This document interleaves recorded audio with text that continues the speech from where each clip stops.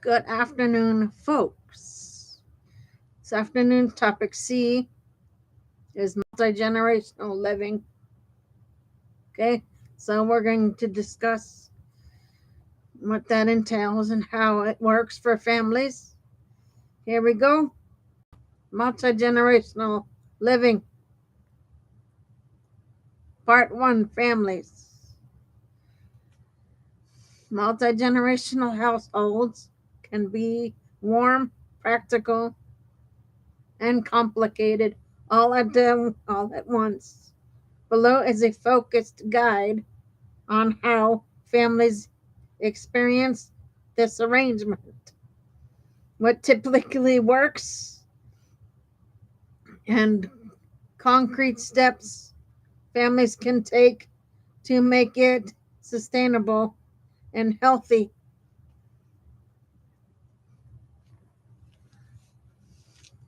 What it is. Multi generational living means two or more adult generations sharing a home or living on the same property. Common configurations include adult children living with parents, grandparents moving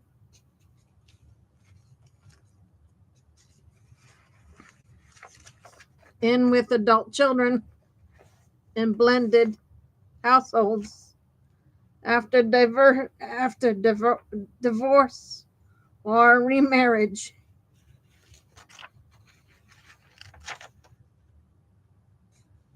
Why families choose it?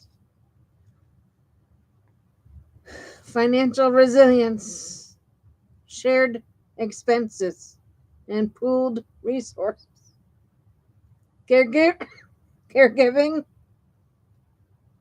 and support, easier childcare, elder care, and daily help. Strong family bonds, more time together, shared traditions, and mutual emotional support.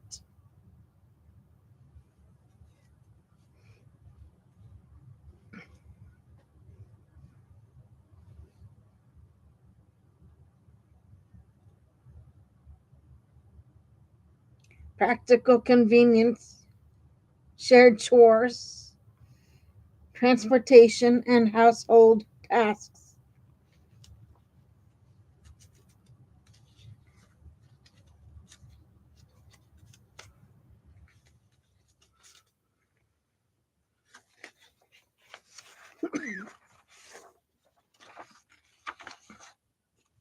Typical roles. Primary caregivers, often a parent or grandparent who provides daily care for children or elders. Financial contributors, household members who pay rent, mortgage, or bills. Household managers, the persons who coordinate schedules, meals, and maintenance. Boundary keepers, those who enforce rules and mitigate conflicts. How dynamics shift. Power and decision making often need renegotiation when generations live together.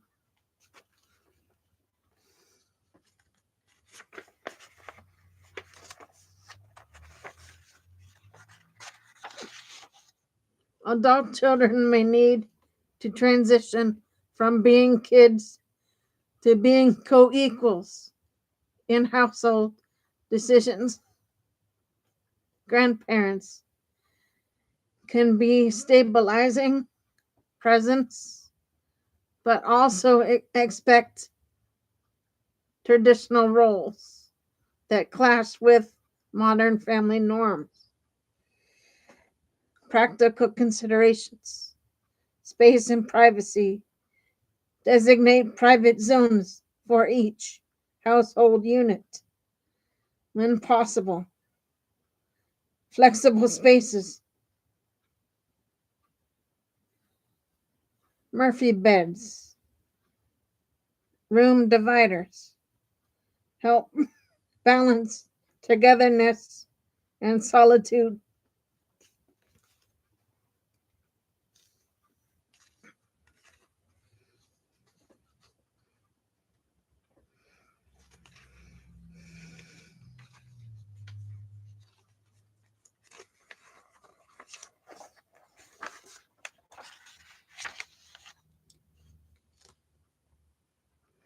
Finances. Create a written agreement covering rent, utilities, groceries, and shared purchases. Plan for contingencies such as medical expenses or job loss. Caregiving logistics. Map daily responsibilities. Who handles medications, appointments, school runs? Consider respite, rotating duties, or pay help paid help to avoid caregiver burnout. Legal and administrative matters.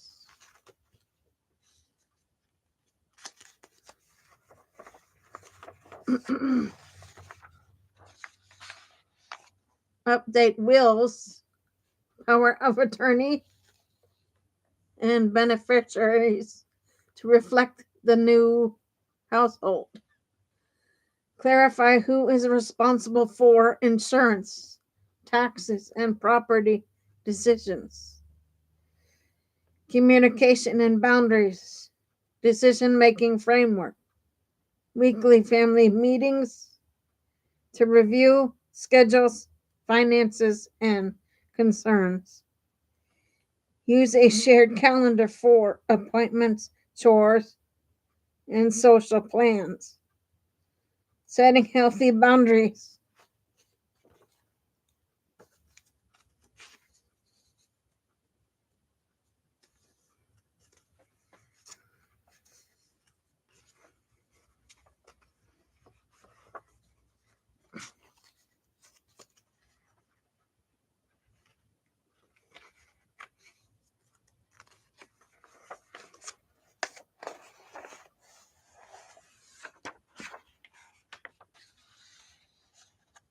Agree on quiet hours, guest policies, and shared spaces rules.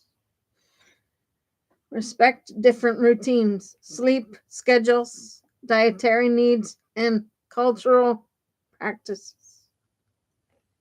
Conflict resolution. Name the issue, not the person.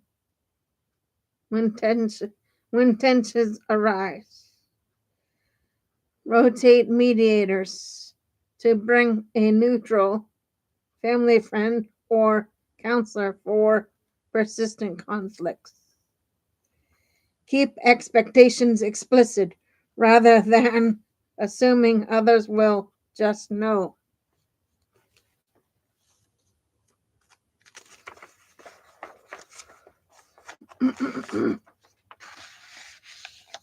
Actionable checklist for families considering multi-generational living.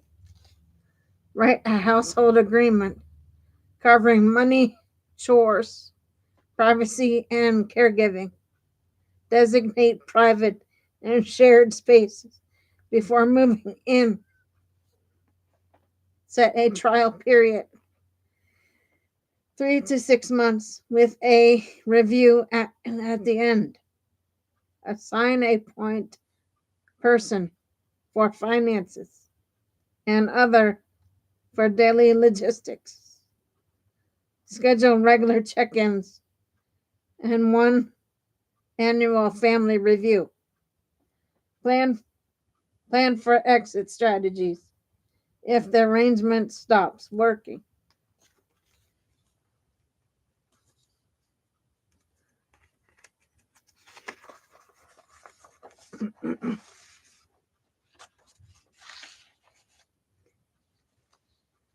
Closing and next steps.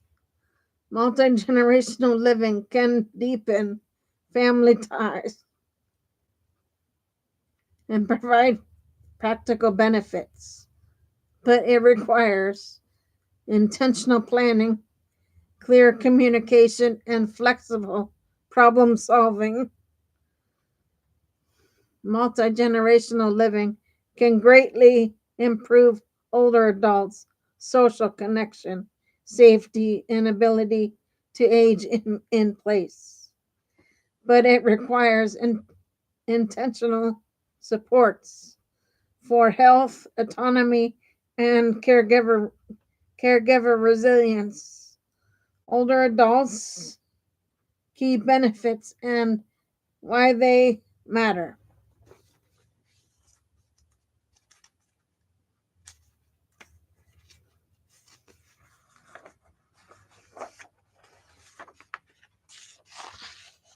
Reduce loneliness and better mental health.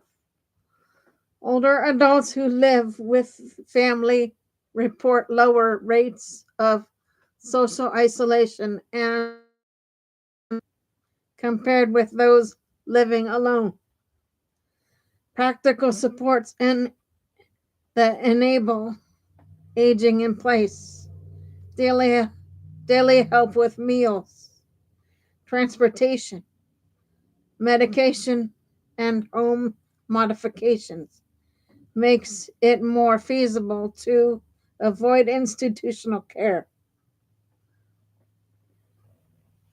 Intergenerational purpose and engagement, contributing to child care, household routines, or family storytelling often preserves a sense of a sense of role and meaning for seniors.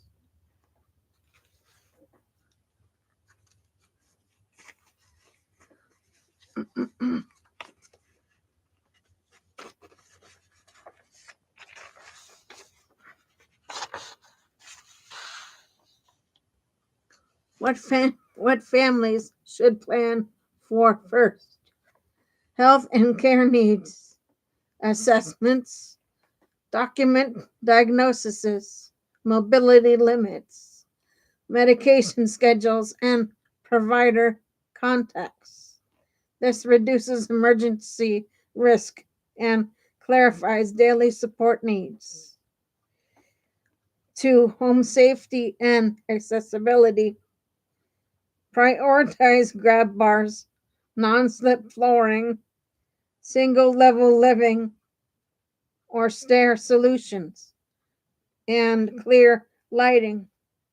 These changes lower fall risks and support independence. Social and autonomy supports preserve private space, routines, and decision making for older adults to protect dignity and mental health.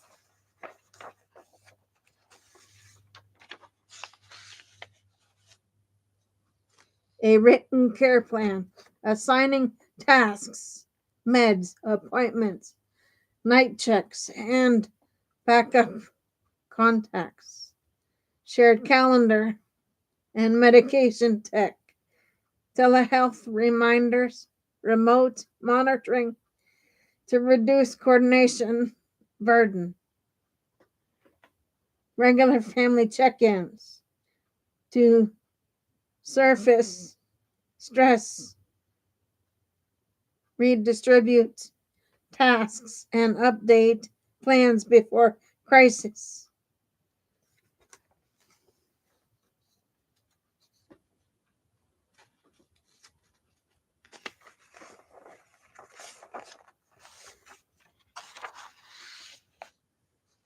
Risks, trade offs, and how to mitigate them.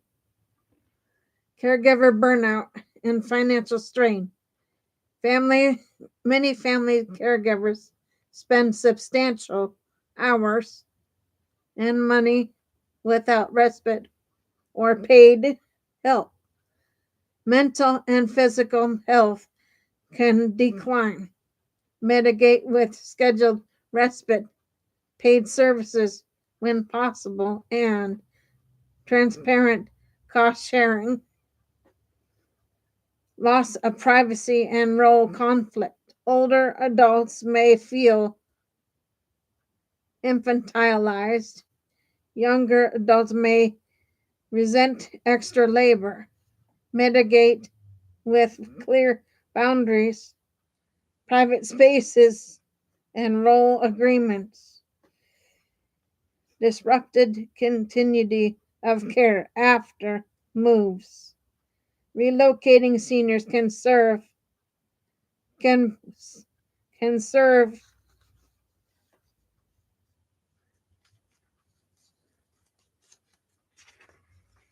me 1 second, folks. Provider relationships, plan medical transitions, and transfer records proactively.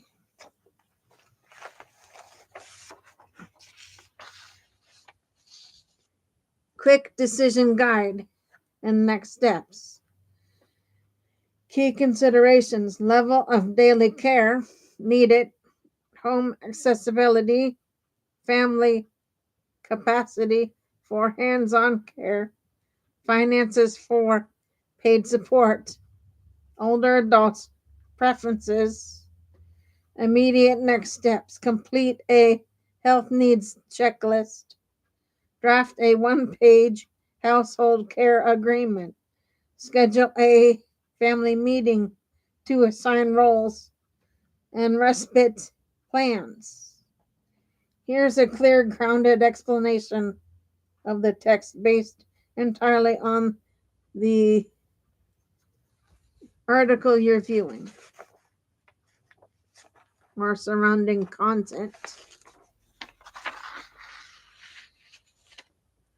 What the text means in context. The demography of multi-generational caregiving. A critical aspect of the gendered life course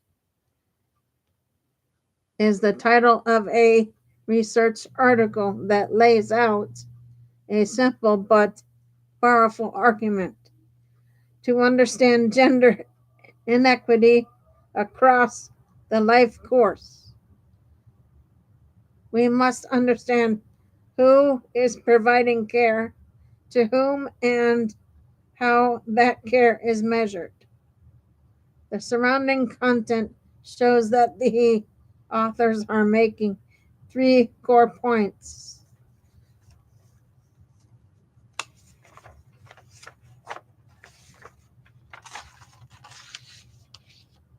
Multi-generational caregiving is widespread, but usually undercounted. Most studies only measure personal care, bathing, feeding, ADLs, financial transfers. But the article shows that these measures miss the most common form of care: emotional support, which is a major part of how families function and stay connected.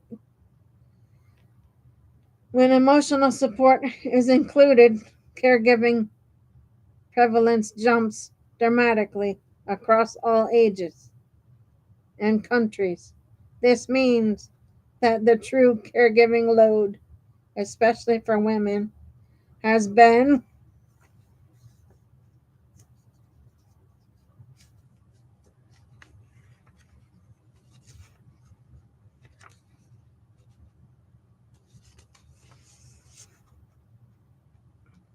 systematically underestimated. Caregiving is deeply gendered across the entire adult life course. The surrounding text emphasizes that women provide more care than men at nearly every age. Gender gaps are largest in young adulthood 18 to 34, midlife 35 to 49. These are the same periods when people are building careers, forming families, and accumulating human capital. This means caregiving responsibilities disad- can disadvantage women economically and socially, especially when they are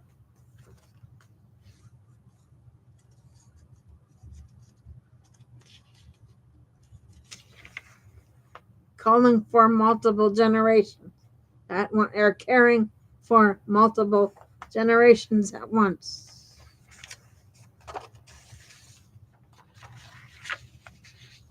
The article also notes that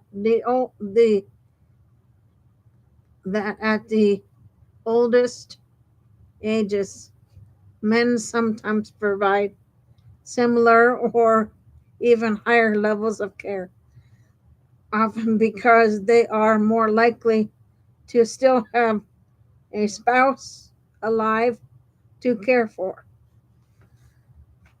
3. Multi-generational caregiving is broader than the classic sandwich generation. Traditional research focuses on people caring for a parent upward, a child downward, but the article argues this is too narrow.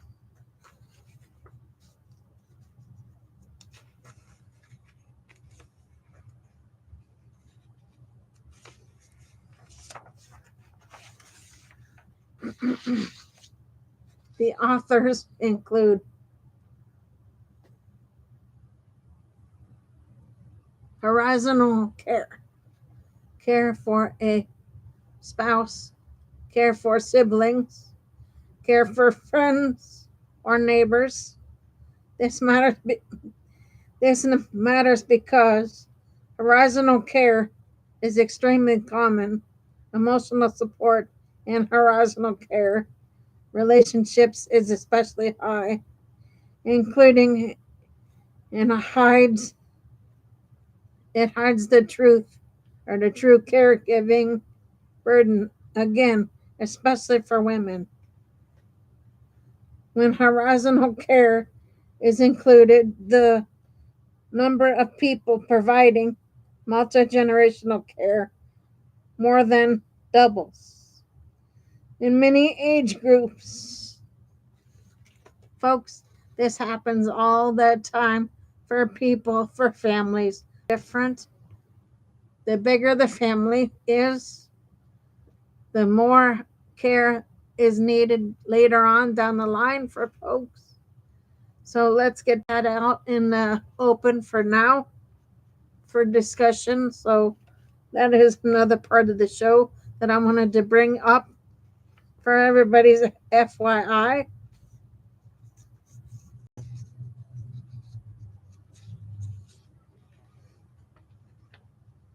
Give me 1 second.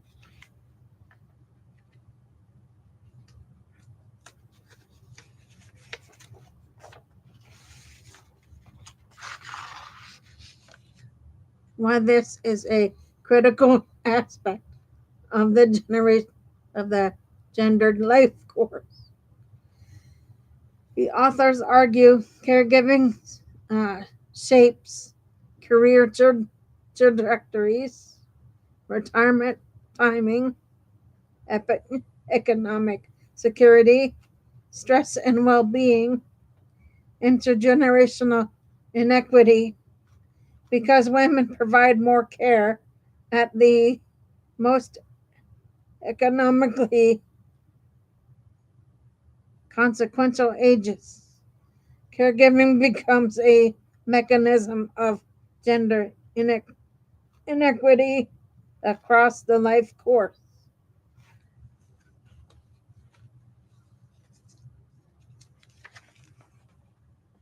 The article's core claim is that you cannot understand gender inequity without understanding caregiving, and you cannot understand caregiving unless you measure all directions upward, downward, horizontal, all types, personal, financial, emotional. Okay, guys, so that is it for tonight for shows. I will be back on tomorrow for shows. Until then, Gator Wellness, take care, folks.